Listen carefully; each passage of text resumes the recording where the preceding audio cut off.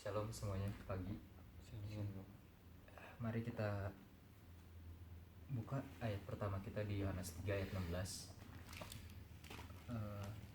Mari kita mulai ayat pertama kita dengan ayat ini. Mungkin ini ayat yang udah familiar, yang sering kita baca atau dengar tentang kasih Tuhan. Sebelumnya kita 2 minggu yang lalu udah merayakan kebangkitan Tuhan Yesus di atas dosa kita yang udah Dia tebus di kayu salib. Tuhan bangkit pada hari yang ketiga setelah Dia disalibkan, dan kita percaya kalau Dia hidup dan Dia adalah Tuhan kita, Tuhan yang hidup, bukan Tuhan yang aneh atau Tuhan yang enggak mendengar setiap seruan manusia. Dia adalah yang awal dan yang akhir, kita percaya itu. Mari kita baca Yohanes 3 ayat 16. Karena begitu besar kasih Allah akan dunia ini, sehingga Ia telah mengaruniakan anaknya yang tunggal, supaya setiap orang yang percaya kepadanya tidak binasa, melainkan beroleh hidup yang kekal. Amin. Firman Tuhan yang udah kita baca tentang kasih Tuhan ini tentu harus kita ingat gitu, karena for God so loved the world. Karena Tuhan begitu mengasihi kita yang ada di dunia ini, manusia, setiap manusia berharga di mata Tuhan, dan Tuhan mau membawa manusia kembali dekat kepada Dia.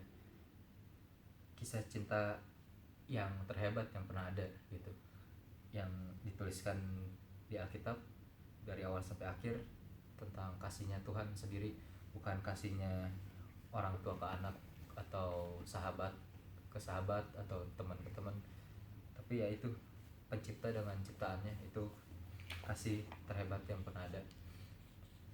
Selain itu, kita percaya kalau Tuhan juga adalah roh. Dia ada dan Dia bisa kita rasain. Tuhan itu adalah roh. Di Kejadian 1 ayat 1 kita tahu Tuhan menciptakan pada mulanya langit dan bumi. Sebelumnya gak ada apa-apa, tapi Tuhan berpikir untuk mau menciptakan manusia dan mau memiliki hubungan dengan manusia. Dan kita juga mau buka di selanjutnya Yohanes 1 ayat 1. Mari kita buka bersama-sama.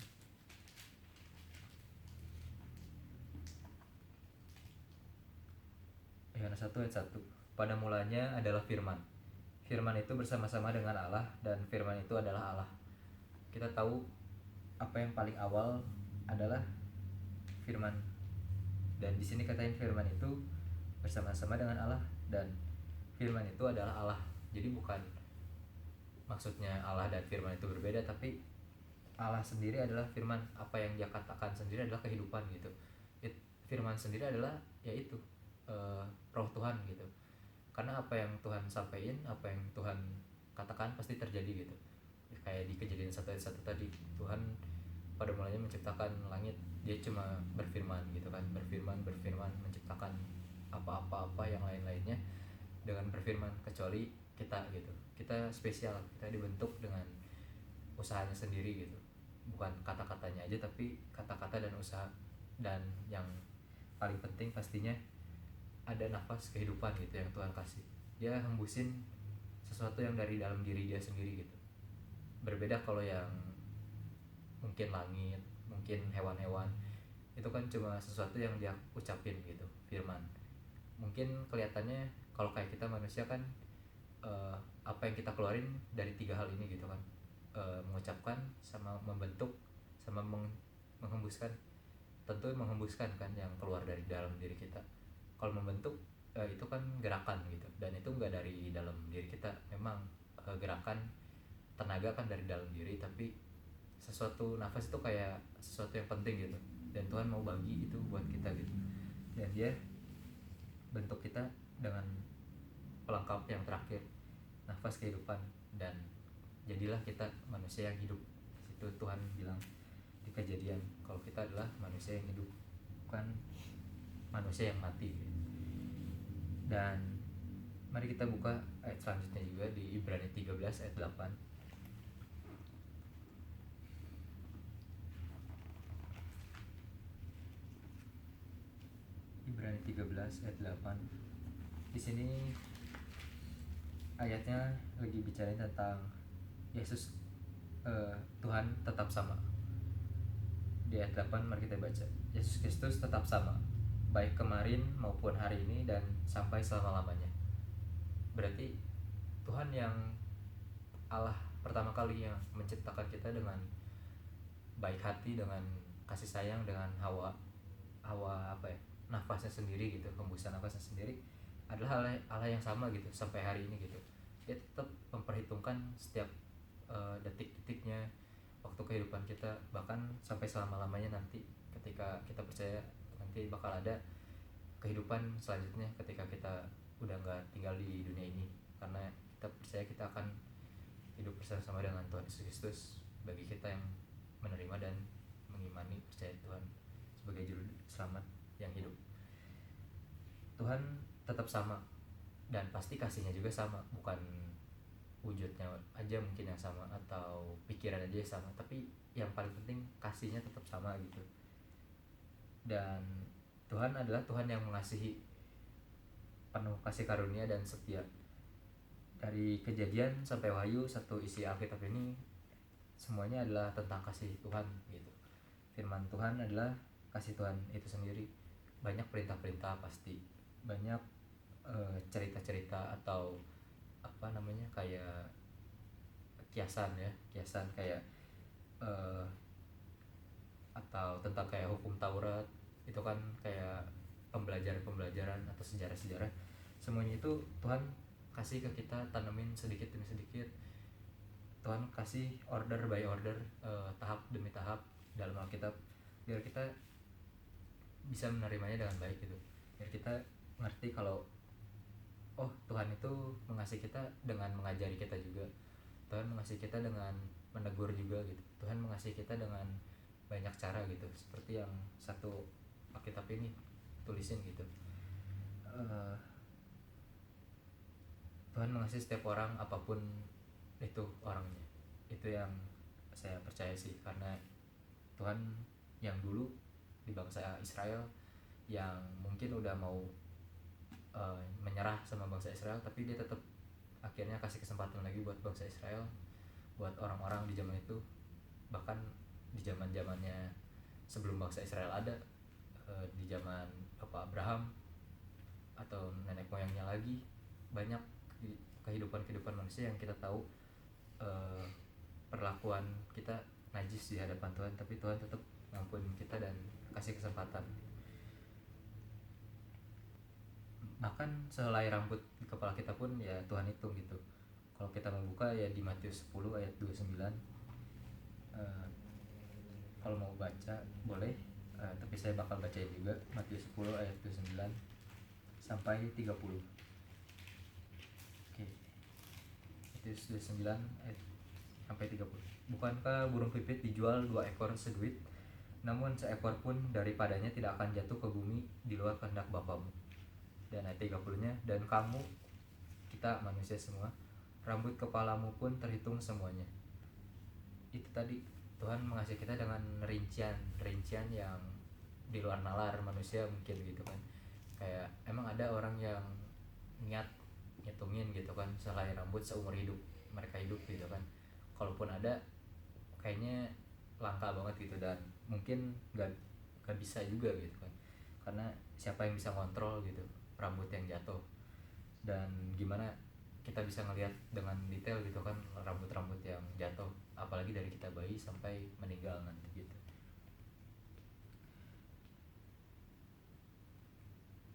Dan ya, kita sadar kalau 2 minggu yang lalu adalah perayaan Paskah. Kita tahu ada juga Jumat Agung 3 hari sebelum Paskah, di mana Tuhan berkorban buat kita.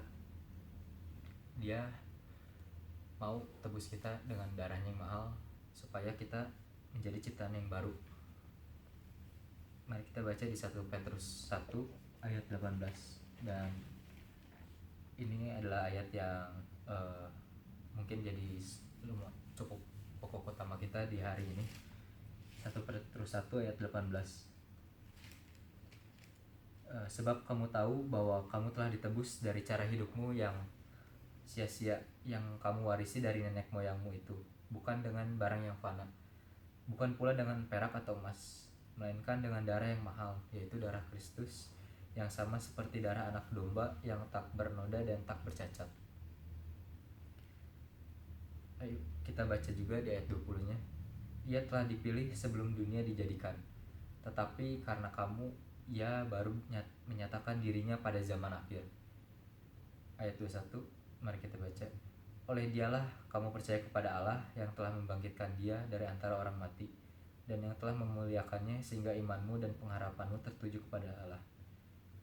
Dari ayat yang kita baca tadi, ya kita tahu betapa berharganya kehidupan kita yang sekarang, yang harus kita syukurin gitu, karena Tuhan menebus kita bukan sekadar dengan emas perak, bahkan dengan darahnya.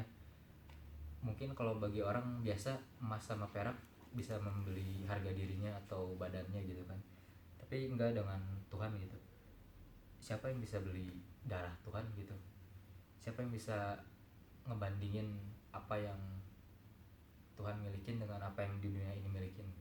Tuhan sendiri ngasih kehidupan dia gitu, dia yang harusnya nggak bercacat, nggak bercela, kayak di ayat 19 tadi, sama seperti darah anak domba yang tak bernoda dan tak bercacat. Kebayangkan mungkin kalau ada, mungkin bilang aja syukuran gitu kan, atau ya sembelih gitu kan, sembelih yang makan-makan besar, pasti kan ada hewan-hewan yang grade A, ada yang grade biasa gitu kan. Kalau bisa dibilang grade A pasti lebih berharga kan, karena kayak wah dagingnya lebih bagus, bulunya juga bisa diapain gitu kan, dijadiin bahan apa, kulitnya, pokoknya semua bahan-bahan hewannya bisa dipakai buat apapun gitu kan. Kalau di sini sama gitu, kalau misalkan ada level gitu tentang darah manusia, darah Tuhan, tentu darah Tuhan di level tertinggi dan nggak bisa dibandingkan sama apapun gitu, bahkan lebih tinggi lagi daripada grade SSS mungkin kan. Biasanya kalau kita main game biasa ada kayak SSS mah kayak bagus banget lah gitu, perfect gitu kan. Ini mah lebih dari perfect, mungkin nggak bisa dikiasin gitu. Jadi ya dengan apa kita membalasnya gitu. Kalau dari lagu yang tadi kita baca, uh, kita nyanyiin, maksudnya tadi ada lagu yang kita nyanyiin tentang suka apa, siapakah aku ini Tuhan gitu kan. Betul gitu, siapakah kita gitu kan, yang ditebus Tuhan dari darahnya yang mahal gitu, dari hidupnya sendiri gitu, dari dia yang kekal, dari dia yang harusnya nggak bersentuhan dengan yang berdosa, tapi dia mau gitu turun ke dunia. Ya siapa kita gitu, bahkan kita jadi biji mata Tuhan gitu kan di lagu yang tadi kita nyanyiin. Terus lirik selanjutnya kan, dengan apakah kita membalas gitu kan. Terus terakhirnya lagunya bilang selain puji dan sembah kepada Tuhan gitu. Tapi kita juga harus ingat satu hal gitu, malaikat bisa memuji dan menyembah Tuhan gitu, bahkan bagus banget gitu kan. Itu Tuhan pasti tahu gitu kalau malaikat memuji dan menyembah Tuhan itu di surga bagus banget gitu. Terus kenapa Tuhan masih mau kita memuji dan menyembah Tuhan? Dan pastinya ada satu hal yang spesial gitu, karena malaikat nggak punya hubungan yang kayak kita manusia sama Tuhan. Malaikat ya cuma gitu gitu, kayak mungkin kalau dibilang ada kehidupan mungkin ada gitu, tapi yang Tuhan kasih privilege atau apa ya, kelebihan di manusia adalah hubungan pribadi langsung gitu sama Tuhan. Kalau malaikat mungkin cuma bisa di halamannya Tuhan, kalau kita bisa di kamarnya Tuhan gitu, karena kita yaitu istrinya Tuhan sendiri gitu kan, kita mempelai wanitanya Tuhan. Dan kalau ada satu pengkhotbah di zaman dulu bilang apa Charles S. Spurgeon kalau nggak salah, dia bilang kalau jadi orang Kristen apa yang lebih baik gitu kan, hanya berdoa atau hanya membaca Alkitab gitu kan. Terus di situ dia jawab gitu kan, dia bilang kayak nggak salah satunya gitu, tapi harus dua-duanya, karena jadi orang Kristen nggak bisa kita cuma salah satu. Sama aja kayak kita ngelakuin bernafas gitu kan. Bernafas adalah menghirup, tapi bernafas juga ngeluarin kan. Nggak mungkin kita cuma satu arah, misalkan buang-buang terus gitu kan, kita gimana nafasnya gitu. Tapi kalau kita hirup-hirup terus, sama aja kita nggak bisa sirkulasi gitu kan, dan ujung-ujungnya dua-duanya mati gitu kalau cuma salah satu. Ya gitu, sama kita juga perlu berdoa dan membaca Alkitab gitu, karena membaca Alkitab adalah ya firman Tuhan sendiri gitu. Dan banyak hal-hal yang mungkin di doa nggak Tuhan sampein, tapi di Alkitab Tuhan udah sampein gitu. Tuhan mau tentunya kita baca Alkitab, karena buat apa ada Alkitab kalau nggak kita baca gitu kan. Kecuali dari dulu nggak ada Alkitab, berarti doa sangat dianjurkan lah gitu. Tapi buktinya Alkitab ada pasti karena ada satu hal gitu, biar kita baca juga, tapi kita juga ya berdoa, hubungan intim juga sama Tuhan. Itu sih pesan yang mau disampaikan buat hari ini, buat mengingat-ingat juga tentang pengorbanan Tuhan di kayu salib. Tentunya kita harus membalas Tuhan dengan ya tadi, memuji, menyembah Tuhan, tapi hubungan juga dengan Tuhan. Dan apa caranya hubungan dengan Tuhan? Seperti tadi, doa dan baca Alkitab gitu. Itu harus sejajar. Mungkin kelihatannya kayak doa lebih tinggi gitu karena langsung koneksi sama Tuhan, tapi Tuhan juga mau ngajarin kita koneksi sama Tuhan lewat apa yang udah ditulis, dan juga lewat rasul-rasul yang dulu melayani Tuhan gitu. Di Alkitab ada, dan nabi-nabi ya. Semoga firman hari ini boleh jadi berkat buat kita semua. Dan mari kita tutup firman ini dengan doa. Mari kita berdoa dulu.